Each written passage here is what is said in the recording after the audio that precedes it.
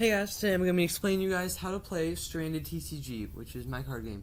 So, Stranded TCG is a very fun card game that, well, I think it's fun. You might have a different opinion, but regardless, I'm going to be teaching you guys how to play. So, we're going to start off with how the turns work and how to win the game.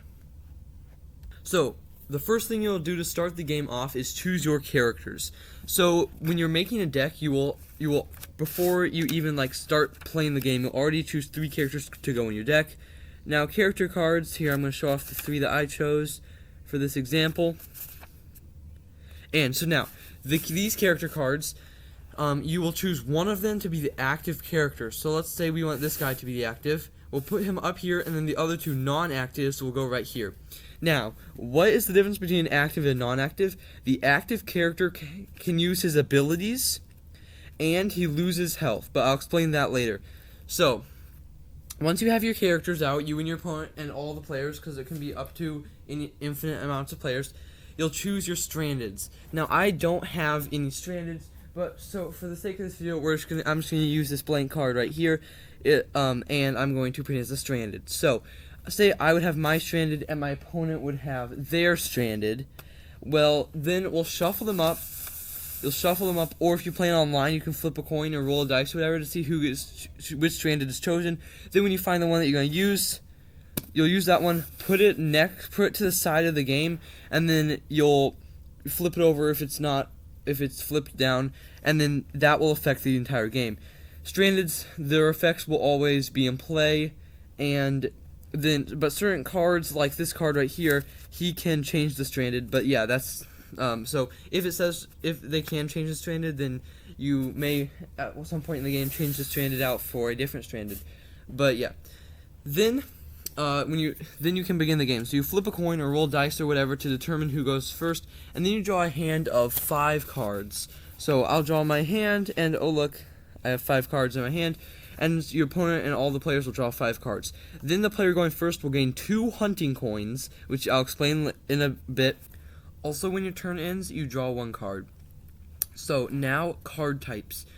There are 6 card types in the game, and we already have identified one, character cards.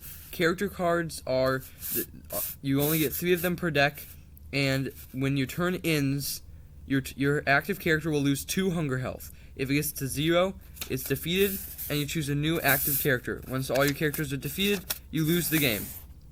The second card type in the game is support cards. Now, we have a ton of them right here because there's a lot of them in the decks that I have. And support cards are a really important part of the game. So they have health, just like character cards have health, but unlike character cards, they are in your deck.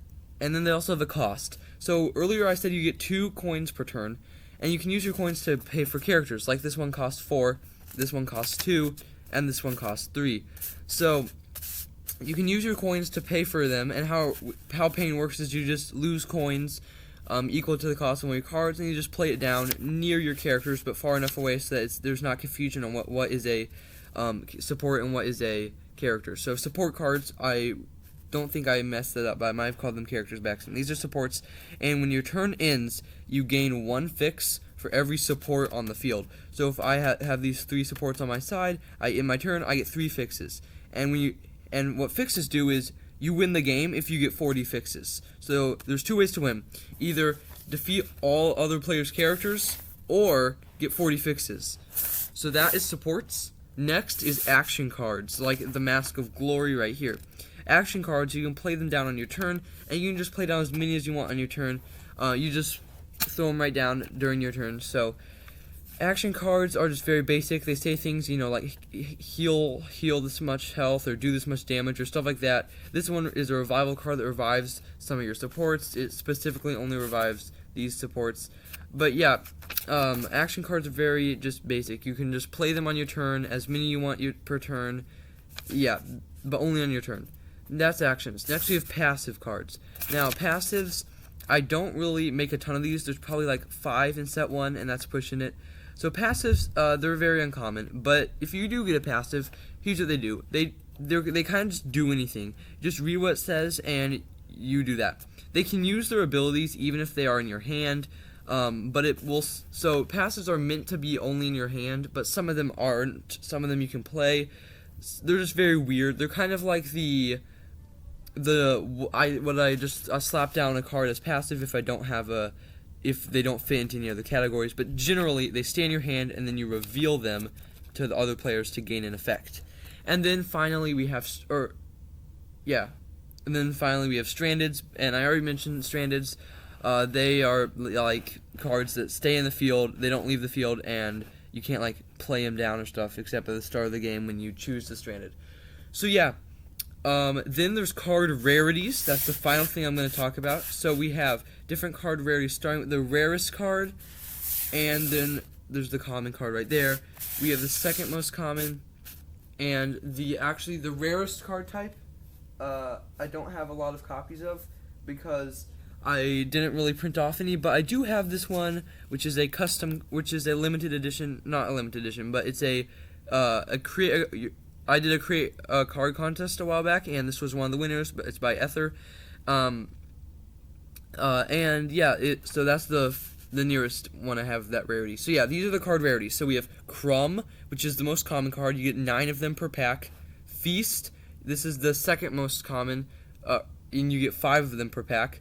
Or no, sorry, not Feast. Bite. So Crumb, Bite. Then we have Feast. You get 3 per pack, and then Buffet, and you get 1 for every 4 packs, and if you do get 1, it will replace one of your 3 feasts. And then there's Strandeds, and you get 1 Stranded per pack. And now here's how many you can use per deck. You can have 3 of the same Crumb per deck, 3 of the same Bite, 2 of the same Feast, and 1 of the same Buffet. And you can have infinite. Like it's not like not like you can only have 10 copies of 10 Crumbs total. You can have infinite Crumbs, Bites, and Feasts as long as they're not of the same one. But you can only have 3 buffets in your entire deck, including characters. These include characters. And you can only have 1 of the same character in your entire deck, too. So yeah, that is all for this video. Thank you guys for watching. Make sure to join the Discord server if you want to play the game, because you can play it for free online. And yeah, have a good day. Make sure you guys subscribe, and I'll see you guys in the next video. Bye!